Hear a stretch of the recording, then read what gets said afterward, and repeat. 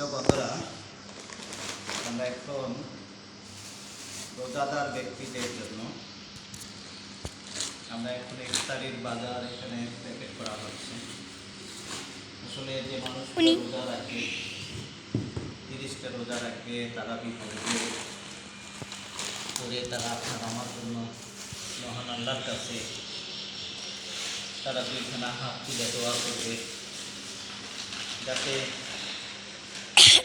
ব্যক্তিদেরকে যাতে কিছু ভালো খাবার আমরা তাদেরকে দিতে পারি। যে আজকে আপনাদের সহযোগিতা এবং আপনাদের ভালোবাসায় আমরা এই সর্বস্তরের রোজাদার ব্যক্তিদের জন্য এখানে ইফতারির বাজার প্যাকেট করা হচ্ছে। আপনারা এখান থেকে আমাদের ভিডিওটি এখন দেখছেন, আর যদি আপনাদের কাছে